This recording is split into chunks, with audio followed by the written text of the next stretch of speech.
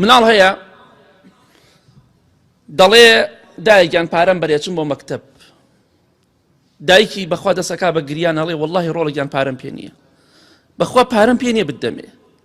واقعیە مناڵەکەی تۆ 1000-2000 بۆ مەکتەب بۆ قوتابخانە ڕۆژانە، بەخوا مناڵی 250کەشی نییە، بەلاتەوە سەی نەبێ.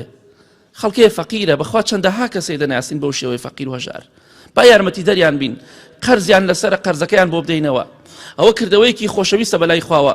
پێغەمبەری خوا فەرمێ صلی الله عليه وسلم هەر کەسێک قەرزی لای کەسێک بێ، قەرزی لای کەسێک بێ، قەرزەکەی لێ نەسێنێتەوە لێی خۆش بێ، یا بەشێک لە قەرزەکە خۆش بێت، کاکێکیان فڵان کەس تۆ ملیۆنێکت لایە 250,000-500,000 بۆ خۆت، ئەوە پاداشتی ئەو ئینسانە لە ڕۆژی قیامەتە ئەوەیە خوای گەورە دەیخاتە ژێر سێبەری عەرشی خۆیەوە. بۆچی؟ لەبەر ئەوە لە قەرزی موسڵمانێک خۆش بوو لە هەموو یا لە هەندێکی. ئەوەیکە لە کردەوە خۆشەویستەکانە بەلای خوای گەورەوە کە بە پشتیوانی خوا تۆ کەسێک قەرزارە قەرزەکەی بۆ بدەیتەوە. پێغەمبەری خوا صلی الله عليه وسلم دەفەرمێ یەکێتر لەو کردەوانەی کە بەلای خوای گەورەوە زۆر خۆشەویستە، خوای گەورە و کردەوەی زۆر خۆشەوێ، ئەو یەقضی عنه دەینەن، ئەوەیە بە پشتیوانی خوا قەرزاریەک لەسەر مسلمانێک لابەری. مسلمانێک دەبینی قەرزارە، بەڵام نەک بەهۆی هەندێک قەرزاری جۆرمانێ، هەندێک کەسێک قەرزار بۆ بۆی چیەوە؟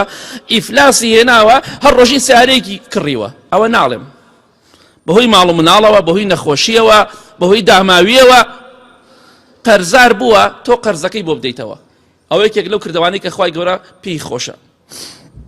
بەخوا هەیە قەرزارە توانای دانەوەی قەرزەکەی نییە، بەخوا هەیە کرێچیە، بەخوا مانگانە جاریوە 50,000-70,000 پێیان ناکرێ، بیدا تاقی خاون خان ئەو کەسەی کە خاوەنی خانۆکەیە.